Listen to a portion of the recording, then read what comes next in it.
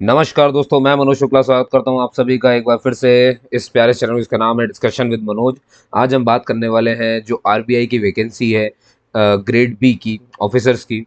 और इसमें हम बात करेंगे मेन तो देखिए, ये तो सबको पता है कि कब वो फॉर्म खुलेगा, कब क्या होगा, वो तो मैं बताऊंगा ये आपको साथ में। लेकिन हम ये सब जल्दी से खत्म करके कि फीस वगैरह क्या है, कितनी पोस्ट कैसी है, हम मेन बात करेंगे स्कीम ऑफ एग्जामिनेशन। क्योंकि देखिए यही जो चीज़ है बस वही समझ में नहीं आती। ठीक है, तो मेरा सारा फोकस रहेगा स्कीम ऑफ एग्जामिनेशन की, कैसे कैसे पेपर वन होना है। और सबसे ज़्यादा फोकस मैं इसमें भी करूँगा कि आपको मटेरियल, देखिए मटेरियल पीडीएफ में ही गिवन है, आपको कहीं और जा करके कुछ भी अलग से पढ़ने की जरूरत नहीं है। हाँ, अब ये है कि इसके लिए पहले तैयारी करनी पड़ेगी क्योंकि बड़ी बड़ी किताबें आपको पढ़नी है। ठीक है, दूसरी बात करेंगे अपन की अपने एजुकेशनल क्वालिफिकेशन को लेकर के दो बड़े मुद्दे होते हैं, इन पर बात की जाएगी, है ना। एज क्राइटेरिया वगैरह बाकी मैं आपको शॉर्ट में जल्दी से समझा देता हूँ। ठीक है, तो जल्दी सुनिएगा। ठीक है, और क्योंकि मुझे वीडियो बहुत लंबी नहीं करनी है, क्योंकि मैं चाहता हूँ इन्फॉर्मेशन है आपके पास और जल्दी से जल्दी आए। ठीक है, टाइम वेस्ट नहीं। देखिए भैया, सबसे पहले तो एज लिमिट को अच्छे से देख लिया यहाँ पर। ठीक है ना, पेन ये सही नहीं आया मेरे पास जरा, चलो रेड अच्छा है। देखिए एज लिमिट आपको दिख रही होगी, 21 से 30 साल है। और आपको सबको पता है भैया कि एस सी एस टी के लिए 5 साल की छूट होती है, ओबीसी के लिए आपके 3 साल की छूट होती है। और आपके पर्सन विद बेंचमार्क डिसेबिलिटी के लिए, उनके लिए फिर वो 10 साल, 13 साल, 12 साल ऐसे चला जाता है। ठीक है, वो आपको पता है।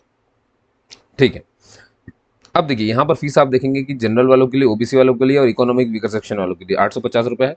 और S C S T person with benchmark disability के लिए 100 रुपये है। ठीक है, और यहीं भी बता दूं मैं, कोई डिपार्टमेंटल कैंडिडेट है अगर आरबीआई का, तो उसके लिए निल है ना। म- मतलब अगर आरबीआई से ही है अगर आप पहले से, तो आप डिपार्टमेंटल हो गए, तो आपको नहीं है। भैया ये फॉर्म खुला था 9 मई को, और ये फॉर्म चलेगा 9 जून तक, उससे पहले आपको इसे भर देना है। ठीक है, और यहाँ पर देख लीजिए जरा, 3 डिपार्टमेंट में ग्रेड बी के डायरेक्ट एंट्री खुली हुई है। एक इनका जनरल डिपार्टमेंट है, एक है डीईपीआर। डीईपीआर क्या होता है भैया? ये होता है आपका department of economic and policy research. ठीक, और एक आपका डीएसआईएम है, department of statistics and information management. ठीक है, तो डीईपीआर और डीएसआईएम ये दो हो गए। आप जनरल वाले में देखोगे तो 222 पोस्ट हैं, इसमें देखोगे डीईपीआर में तो 38 हैं, और इसमें देखोगे तो 31 है। ठीक है, आगे बढ़ते जल्दी से, इतनी बात मेरे ख्याल से आपको क्लियर हो गई। ठीक है, अब चलिए, आता है मोड ऑफ पूरा सिलेक्शन। देखिए मैं पहले बता दूं आपको कि सबसे पहले तो आपका ऑनलाइन एग्जाम होगा। अच्छा याद रखना, इसमें सिर्फ ऑनलाइन ऑब्जेक्टिव पेपर नहीं है भैया। ठीक है ना, ऑनलाइन ऑब्जेक्टिव पेपर ही नहीं है, यहाँ पर डिस्क्रिप्टिव पेपर भी है, लिखना पड़ेगा। और ये भी बता दूं मैं आपको, कीबोर्ड में आपसे लिखवाएंगे। किसमें लिखाएंगे? कीबोर्ड में। आपको इंग्लिश में टाइप करना पड़ेगा, ध्यान रखिए, और हिंदी में भी आपको टाइप करना पड़ेगा। ठीक, तो इसके लिए पहले से तैयार रहें, क्योंकि डिस्क्रिप्टिव यानी कि जो भी क्वेश्चन के आंसर है वो लिखवाएंगे। और ये बता दूं कि एक फिर पेपर वाला भी होगा, पेपर में भी आपको डिस्क्रिप्टिव करवाएंगे। कहने का मतलब ये, आप पूरी तरीके से हर तरह से तैयार रहें। ये सबके लिए है कि कॉमन है बिल्कुल। ऑनलाइन एग्जाम तो होगा ही होगा, जिसमें सिर्फ ऑब्जेक्टिव होगा। ये फेज वन हो गया, क्योंकि दो फेज में पेपर बटे हुए हैं। यहाँ पर आप देखो जरा, मैं आपको दिखा देता हूँ। ये देखिए जरा, जैसे मान लीजिए आपने अगर जनरल के लिए अप्लाई करते हो आप, है ना, जनरल के लिए अप्लाई करते हो, तो ये देख रहे हो आप, फेज वन, ये पहला एग्जामिनेशन है। फिर आप देखो फेज टू में, है ना, 3 पेपर हो रहे हैं यहाँ पर, paper one, paper two, paper three. और उनकी डेट दी हुई है। देखो पहला जो आपका फेज वन है, और ये भी याद रखिए, फेज वन को जब आप पास कर लेंगे उसके बाद ही आप फेज टू पे जाएंगे। ठीक है, तो फेज वन जो है आपका, ये पूरा ऑब्जेक्टिव होगा, और ये 9 को होना है। और ये उनके लिए जो जनरल के लिए भर रहे हैं। अच्छा एक चीज और बता दो, डीईपीआर और डीएसआईएम में से कोई एक ही भर सकते हैं, ये ध्यान रखना ना, दोनों आप नहीं भर सकते, कोई एक ही आप भर सकते हो। तो यहाँ देखो, और ये देखो, आपको तीनों पेपर में शामिल होना है। अगर आप फेज वन निकाल लेते हो, फेज टू में पहुंचते हो, तो फेज टू में 3 पेपर है, तीनों पेपर आपको देने हैं। उसकी डेट यहाँ पर लीव की हुई है। बाकी आपको एडमिट कार्ड सेपरेट आएगा ना, एडमिट कार्ड आपको फेज वन का अलग होगा, और फेज टू के लिए आपको अलग मिलेगा।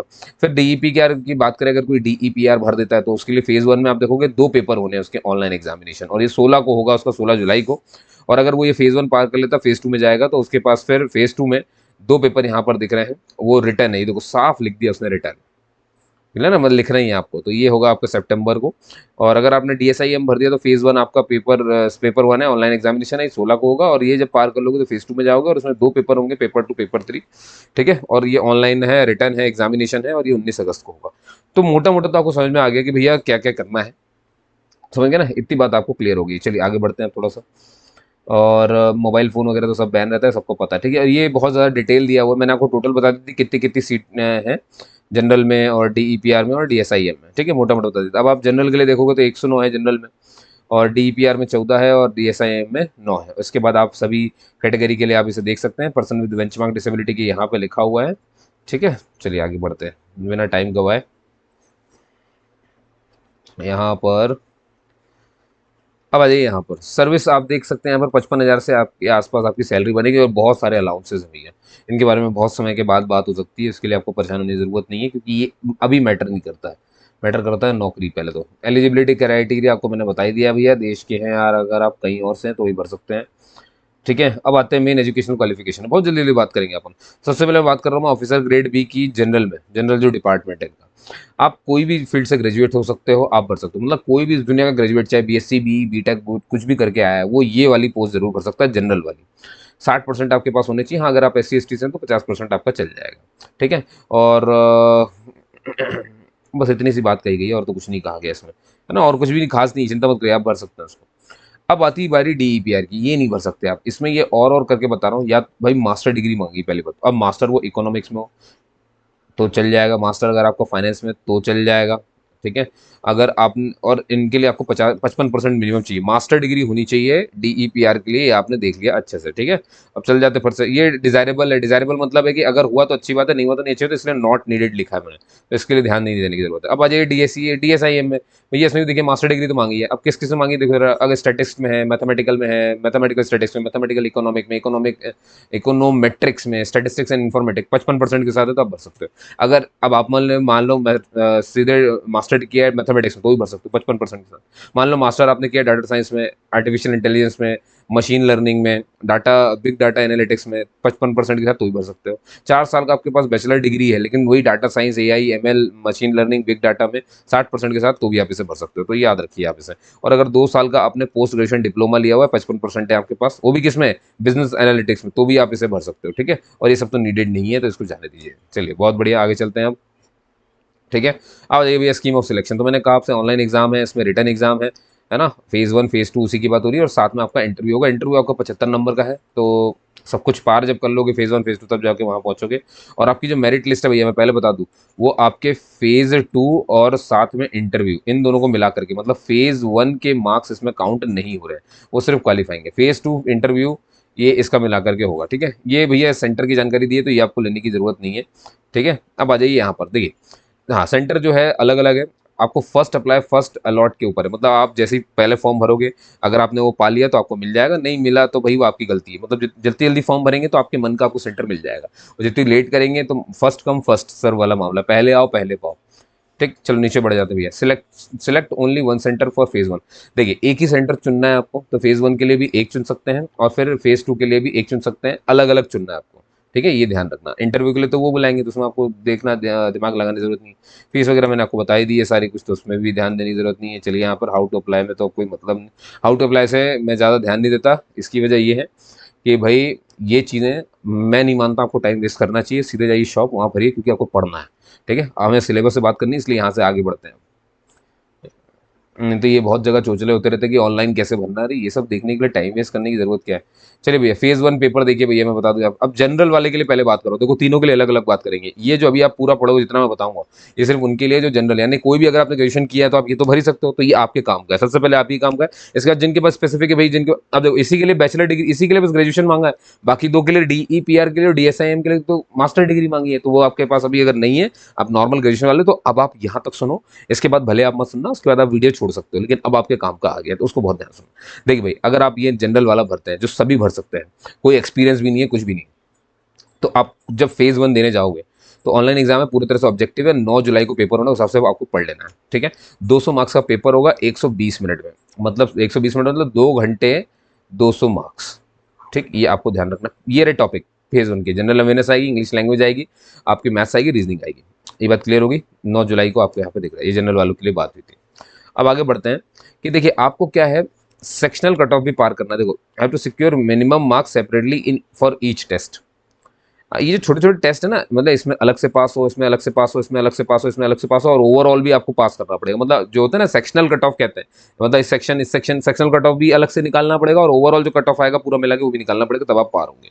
और इसको पार करने के बाद ही आपको फेज 2 में भेजा जाएगा, ये बात अच्छे से ध्यान रख लीजिए। अब बारी बारी सर फेज 2 में पहुंच गए जनरल वाले में, तो क्या होगा, तो देखो उसके लिए जुलाई 30 का आपको वेट करना है। 9 जुलाई के बाद 30 जुलाई को अगर पार कर ले तो वहाँ पर बुलाया जाएगा, अलग से एक आपके लिए वो आएगा। ये रहा, ये यहाँ देखो जरा, आखिर पेपर 1 में सबसे पहला पेपर किसका आ रहा है, इकोनॉमिक्स एंड सोशल इश्यूज का। 50% इसमें ऑब्जेक्टिव है, 50% डिस्क्रिप्टिव है, और वो भी कीबोर्ड पे टाइप करना है। और अगर हिंदी में करना तो आप जो है हेल्प ले सकते हैं रेमिंगटन की, गेल की, इंस्क्रिप्ट की, कीबोर्ड लेआउट की है ना, मतलब करना तो कीबोर्ड में ही है। तो जो 50% डिस्क्रिप्टिव है वो 30 मिनट तक टाइम मिलेगा उसमें, और बाकी के डिस्क्रिप्टिव वाले में 90 मिनट, तो टोटल 120 मिनट यानी 2 घंटे इसके लिए। ये ध्यान रखना। मैं आपकी कहाँ पर आ गया हूँ, फेज 2 में आ गया हूँ। फेज 2 के पेपर 1 की बात कर रहा हूँ मैं। आपने अगर फेज 1 निकाल लिया तो ये फेज 2 की बात है। और नंबर ऑफ क्वेश्चंस के बारे में जानकारी यहाँ नहीं दी गई है, तो उसको छोड़ दीजिए। और ये टोटल 100 नंबर का पेपर होगा, 50 नंबर का ऑब्जेक्टिव, 50 नंबर का आपके डिस्क्रिप्टिव। ठीक है, मैंने बहुत सारा गोद दिया है पर उससे आपको मतलब नहीं, आपको दिख गया होगा, ये इससे मतलब है। अब सर इसके पेपर 2 जो 3 पेपर है, ये पेपर 2 पेपर 3 आ गया। इसमें इंग्लिश की है, सिर्फ सिर्फ इंग्लिश। ये भी कीबोर्ड की मदद से लिखना, पूरा डिस्क्रिप्टिव है, 90 मिनट का है। 3 क्वेश्चन आएंगे इसमें और 100 नंबर का ये है। ठीक है, ये 90 मिनट, 3 क्वेश्चन और 100 मार्क्स का पार होना पड़ेगा। फिर पेपर 3 ये जनरल फाइनेंस और मैनेजमेंट के ऊपर है, तो इसमें 50% ऑब्जेक्टिव और 50% डिस्क्रिप्टिव। वही सब कीबोर्ड पे, सब कीबोर्ड पे। अभी देख रहे हो आप, पूरा फेस टू आपको कीबोर्ड पे चला गया पूरा। मतलब आपको पेन पेपर नहीं दिया, जनरल वालों को पेन पेपर नहीं है। जो भरेगा जनरल के लिए उसको सारा कुछ कीबोर्ड पर ही टाइप करना है, ये ध्यान रखिए। उसके लिए पेन पेपर वाला नहीं है। पेन पेपर वाला अब डीईपीआर और डीएसआई के लिए आएगा, बस आपके लिए नहीं है। यहाँ पर भैया आप देख सकते हो 120 मिनट मिलेगा पेपर 3 के लिए। कोई नंबर क्वेश्चन नहीं बताए गए हैं, 50-50 है। 50 ऑब्जेक्टिव के लिए होंगे, 50 डिस्क्रिप्टिव के लिए होंगे, टोटल 100 हो गए। क्या बात क्लियर होगी? इसके बाद आपको इंटरव्यू के लिए बुलाया जाएगा अगर आपने फेज 2 के 3 पेपर निकाल लिए तो। ठीक है, और आपको शॉर्टलिस्ट किया जाएगा आपके इंटरव्यू और फेज 2। मैंने कहा ना पेपर 3 है ना, उसमें पेपर 1, पेपर 2, पेपर 3, तो फेज 2 प्लस इंटरव्यू, इसके हिसाब से आपको शॉर्टलिस्ट किया जाएगा, ये ध्यान रखना है। इंटरव्यू में आप हिंदी इंग्लिश कुछ भी चुन सकते हैं, उसके बाद सब बता सकते हैं। खत्म हो गई बात, है ना। अब ये रही वही सिलेबस। सही, ठीक है। अब मेरी बात ध्यान सुनना, ये फेज 2 का पेपर 1 जो था ना, इकोनॉमिक एंड सोशल इश्यूज, उसको कहाँ से, उसमें टॉपिक क्या है, growth and development, Indian economic, globalisation, social structure, सब कहाँ से पढ़ोगे? ये रही किताब है, ये देखिए ये रही किताब है, लेकिन आपको कभी ध्यान ही नहीं देनी है। आप दुनियादारी में भटकते रहो, कुछ नहीं होता। इनकी किताबें पढ़ लो, सारा क्वेश्चन यहीं से आता है भैया। ठीक है, सारा क्वेश्चन यहीं से आता है। उमा कपिला की आप सीरीज ऑफ बुक्स पढ़ लीजिए, इंडियन इकोनॉमी मिशन एंड पूरी पढ़ लीजिए, ग्रोथ एंड डेवलपमेंट पढ़ लीजिए देवराज रे की, सोशियोलॉजी आप सीएन शंकर राव की पढ़ लीजिए, पब्लिक फाइनेंस पढ़ लीजिए के एंडली और सुंदराम की। समझ गए? और ये देखिए, आप इतना पढ़ के जाइए ना, world development report, economic survey of India, annual report पढ़ के जाइए आरबीआई की, वर्ल्ड इकोनॉमिक आउटलुक पढ़ के जाइए, प्रोग्रेस बैंकिंग में, और आरबीआई की साइट तो झांकिए जाके। यही स्रोत है भैया। ये देखिए, report on currency and finance, ये सब पढ़ के जाना आपको कुछ अच्छा, है ना। तो ये सब आपको देखिए। अब पेपर 2 जो इंग्लिश वाला, उसके लिए कोई नहीं, सब तो भैया ऐसे ही। पेपर 3 जनरल फाइनेंस के लिए ये सारे टॉपिक है कि फाइनेंशियल सिस्टम है, फाइनेंशियल मार्केट्स है, जनरल टॉपिक्स हैं। ठीक है, और ये सारी किताबें ये देखिए, ये रहे, ये सब कुछ है। देखो, केनाथ कुरिहरा की, मेयर एंड बाल्डविन की, पार्शन की, चांद्रा, और ये सब मेजर फाइनेंशियल न्यूज़पेपर कुछ पढ़ लीजिए। हेलन जैन की इंटरनेशनल बिजनेस पढ़ लीजिए। ये सब पढ़िए, तब आपको कुछ मालूम चलेगा। समझ गए? और ये ऐसे ही मैनेजमेंट के लिए, मैनेजमेंट के ऊपर हो गया। क्लियर है? मैनेजमेंट के ऊपर ये सारे दिए हुए हैं। तो यहाँ पर रोक करके ये देखिए, एथिक्स वगैरह ये सब कैसे ऐसे आपको मेंटेन करना है, ये देखिए, ये मैनेजमेंट के लिए ये सारी किताबें हैं। इनमें से कुछ भी उठाइए, पढ़िए, यही स्रोत है, ये साफ बता रहे हैं उसको। अब हम बात करने भैया स्कीम ऑफ सिलेक्शन, मैंने क्या कहा था, डीईपीआर और डीएसआईएम के लिए। तो इसमें भी आपका कहाँ चला गया? हाँ, वी का मतलब होता है रिटर्न एग्जामिनेशन। देखना, ये बार बार वी लिखेंगे तो उससे परेशान होता है। सिलेक्शन ऐसा है कि भैया ऑनलाइन रिटर्न अब सब कुछ होना, तो मैं एक एक करके बात करूंगा। सबसे पहले तो आपको, अब आप यहाँ देखो, इस टेबल पर आप गौर करो, आपको सब समझ में आ जाएगा। ठीक है, फेज 1 देख रहे हो, पेपर 1 पेपर 2 दो पेपर है। पहला पेपर आपका ऑब्जेक्टिव है, पूरी तरीके से इकोनॉमिक के ऊपर है, 1-2 घंटे का पेपर होगा, 100 नंबर का। फिर आपका पेपर 2 होगा, ये पूरी तरीके से डिस्क्रिप्टिव है, सारा कुछ to be typed with the help of keyboard. ध्यान रखिए, सारा कुछ आपको कीबोर्ड से ही टाइप करना है। ठीक, ये अभी फेज 1 की 2 पेपर दे रहे हो आप, और ये भी 2 घंटे का, ये 100 नंबर का हो गया, मतलब 4 घंटे के तो आपके फेज 1 ही हो गए। फिर फेज 2, जब ये निकाल लोगे, फेज 1 पास करोगे, तब आप फेज 2 में जाओगे। उसमें भी 2 पेपर है, पेपर 1 पेपर 2। पहला पेपर आपका डिस्क्रिप्टिव है, वो भी इकोनॉमिक्स के ऊपर। दूसरा वाला भी डिस्क्रिप्टिव, वो भी इकोनॉमिक्स के ऊपर। ठीक है, इसको भी आप पेपर पे दोगे, इसको भी आप पेपर पे दो, कुछ कुल मिला के फेज 2 आपका पूरा पेपर पे जाना है ना। और ये फेज 1 आपका पूरा कीबोर्ड पे जाना है। ठीक है, ध्यान से सुनो, यहाँ पर आपको ऑब्जेक्टिव भी मिलेगा इकोनॉमिक का, और इंग्लिश का डिस्क्रिप्टिव मिलेगा, लेकिन डिस्क्रिप्टिव आप कीबोर्ड पे टाइप कर रहे हो, अलग से नहीं। और सबके लिए 2-2 घंटे, ये तो टोटल 400 का मार्क्स हो गया। क्या बात क्लियर हो गई इतनी? ठीक है ना। और यहाँ पर यही सब बातें लिखी जो मैंने आपको बता दी भी है। कुछ नया नहीं है, चिंता मत करिए, कुछ नया नहीं है। ये बस ये जरूर बता रहा है कि जो फेज 1 का जो पेपर 2 है, वो आपको इंग्लिश में ही आंसर करना है। फेज 2 का, नहीं, एक मिनट, फेज 1 का पेपर 2 ये गया। यहाँ पर ये बता रहा है जो फेज 1 है ना, इसका जो पेपर 2 है, ये सिर्फ इंग्लिश में होगा। तो मालूम है ना, इंग्लिश डिस्क्रिप्टिव तो इंग्लिश में ही होगा ना भाई, इसमें कौन सी बड़ी बात, नासा साइंस थोड़ी थी भैया। ये रहे पेपर 1 के ऑब्जेक्टिव। जब आप इकोनॉमिक्स दोगे, फेज 1 का जो पेपर 1 है, ऑब्जेक्टिव में जो हो रहा है, उसका ये सारा कुछ पढ़ना है, स्क्रीनशॉट ले लो, आगे बढ़ा दो। ठीक है, और ये आप इंग्लिश के लिए तो कुछ नहीं पढ़ना, उसके लिए तो आपको आनी चाहिए, कहीं ना कहीं से पढ़ाओ। और ये भैया पे फेज टू के जो पेपर वन डिस्क्रिप्टिव होना इकोनॉमिक का क्वेश्चन पेपर जो डिस्प्ले होगा कंप्यूटर पर, लिखना आपको पेपर पे होगा। क्वेश्चन सामने से कंप्यूटर पे चलता रहेगा, लिखना आपको नीचे। उसके लिए ये सारा कुछ है, ये देख लो, ये मार्केट थ्योरी और ये सब दुनियादारी, बहुत सारी बातें। अरे भाई तुम लोग कम नहीं पढ़ते हो यार, ये जो लोग भी पढ़ने वाले हैं ना कम नहीं। और इसके ही अगर फेज टू के पेपर टू में जाओगे जो डिस्क्रिप्टिव है, फिर से वही है, पूरा वो मैथमेटिकल मेथड्स और ये देखो मॉड्यूल ऑन इंडियन इकोनॉमी और ये सब पूरी की पूरी बातें। तो समझ गया ना मेरी बात। और ये फेज टू का पेपर वन जो अब ये पूरी की macro economics, micro economics, international economics, public finance, growth and development, phase two का मॉड्यूल क्या क्या है इसमें, ये पूरी किताबें यहाँ पर दे दी, किताबें। ऊपर था वो है ना स्टेटिस्टिक्स और ये सब, खैर काफ़ी था। अब बात करते हैं अपन DSIM की, ठीक है। स्कीम इसकी क्या है, तो बहुत ध्यान से देखो, ये रही इसकी। आपका यहाँ पर 3 पेपर होना है, पेपर वन, पेपर टू और ये पेपर थ्री। क्या बात क्लियर होगी? पहला पेपर आपका 2 घंटे का 100 मार्क्स का, दूसरा पेपर आपका कितने 3 घंटे का 100 मार्क्स का, फिर ये आपका 1.5 घंटे का 100 मार्क्स का, टोटल 300 मार्क्स का है। पहला पेपर आपका ऑब्जेक्टिव स्टैटिस्टिक्स के ऊपर है, दूसरा पेपर डिस्क्रिप्टिव स्टैटिस्टिक्स के ऊपर कंप्यूटर पे क्वेश्चन होंगे, पेपर पे आपको आंसर लिखने हैं। और तीसरा पेपर आपका इंग्लिश का है, कीबोर्ड की मदद से, पूरा इंग्लिश में होगा, कीबोर्ड की मदद से ही लिखना है। बात खत्म हो गई, क्लियर हो गई बात, है ना। तो इस तरह से पूरा है। और यहाँ पर अब आप देखेंगे कि इसके लिए आपको सिलेबस वगैरह दिया कि पेपर वन में आपको ये सब पढ़ लेना है, पेपर टू के लिए आपको ये सब पढ़ लेना है टॉपिक, ये पेपर थ्री के लिए ये हो गया। बात समझ में आ रही है मैं क्या बोल रहा हूँ आपको? और ये उनकी किताबें हो गई है ना, कि भाई ये रीडिंग मटेरियल है, कहाँ से आपको ये सब पढ़ना है। समझ में आ रही है आप मेरे को मेरी बात, है ना। तो ठीक है दोस्तों, मैं उम्मीद करता हूँ आप समझ गए होंगे कि क्या क्या कैसा है। तो मैंने आपसे कहा था कि बहुत जल्दी ये वीडियो मैं खत्म भी करूँगा, तो वो यही है। ठीक है दोस्तों, है ना। तो यहीं पर ये वीडियो समाप्त करते हैं। कोई भी डाउट हो आप मुझसे पूछ सकते हैं, ठीक है। मैंने देखिए जो मेजर इश्यूज थे, जो किताबें थी, मैंने उसके स्क्रीनशॉट लेने के लिए आपको कहे थे, वो ले लीजिएगा ज़रूर। और दोस्तों इस तरह के वीडियो के लिए मुझे सब्सक्राइब करिए, है ना। और क्योंकि मैं इसी तरह की वीडियो ही बनाता हूँ और बहुत जल्दी डिटेल आपको दे देता हूँ। तो आपने देखा होगा बहुत जल्दी डिटेल आपको मिल भी गई। आप 2 बार इस वीडियो को सुन लीजिए, आपका काम हो जाएगा। समझ गए मेरी बात? चलिए तब तक के लिए जय हिंद, जय भारत और all the best, all the very best.